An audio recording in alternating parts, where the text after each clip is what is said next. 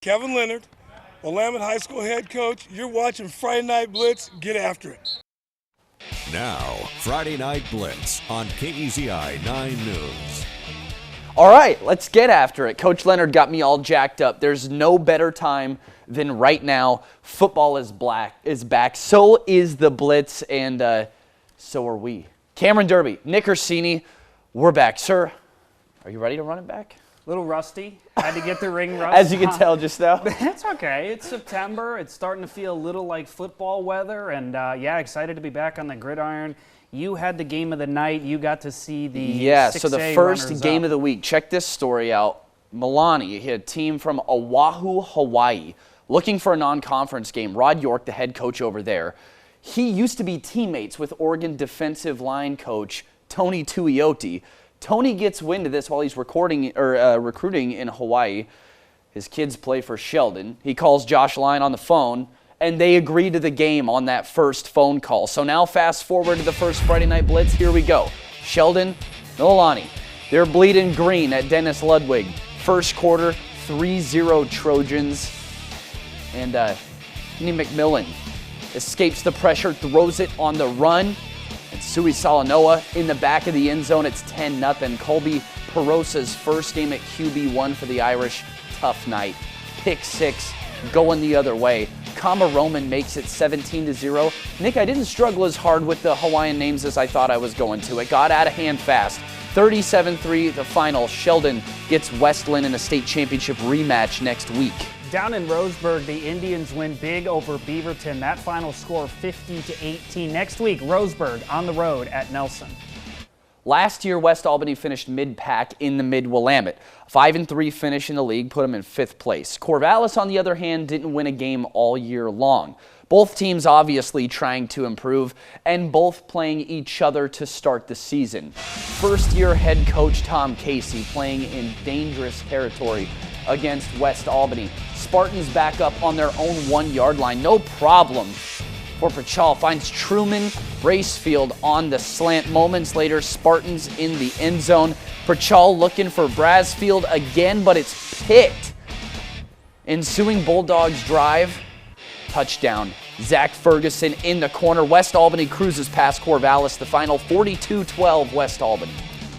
5A versus 4A, Churchill High hosting Marist Catholic. Skip to the third quarter, Lancers leading 15-7. But how about Nick Hudson connects with Caden Erlenbush for the first down? Then why not do it once again? This time it was a touchdown. 2-point attempt was good to tie the game. This one needed overtime. The Spartans stopped the Lancers on a 2-point conversion in overtime to win 36-35 Marist Catholic over Churchill.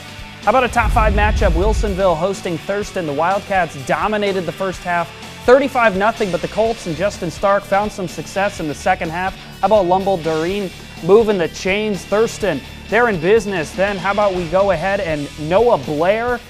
Why not connect to Ethan Burkhead for the 14-yard touchdown? But too little too late for the Colts. Drill. Wilsonville 44, Thurston 15. The Warriors' spirit alive and well in Lebanon. Taking on McKay. First drive, third quarter, Warriors trail by 10. Jason Jones finds an open receiver and the ball pops out. Wyatt Wessel going the other way on the strip fumble, and this is gonna go all the way. Touchdown Warriors, the energy alive and well in Lebanon. They showed out, but moments later, Scott's back on the move. Jones to Rodolfo Flores Jr. Great Scott, it's a touchdown. McKay hangs on to win in a tight one, the final 31-28.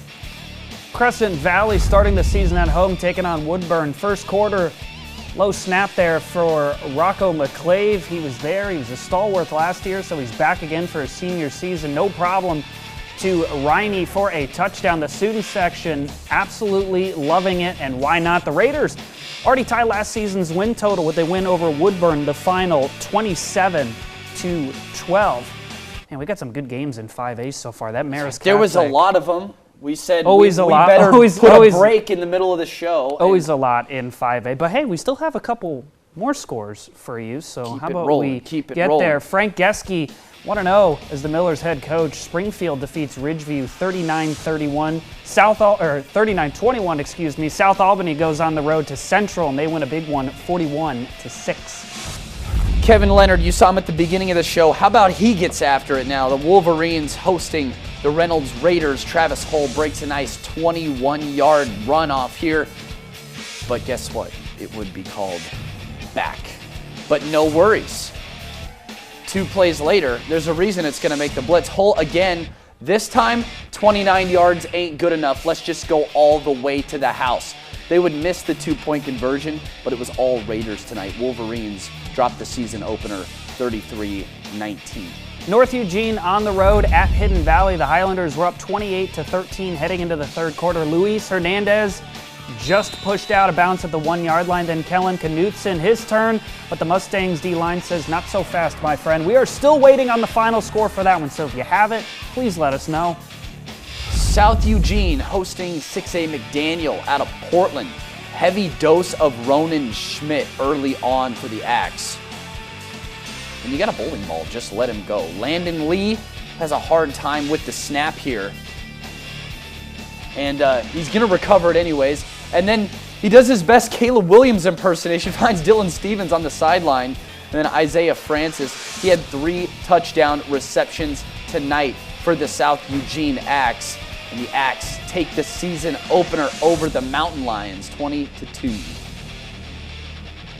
6A and 5A, they're down. Plenty more highlights just around the corner, though. The Friday Night Blitz is back. It's better than ever, and it continues when you come back.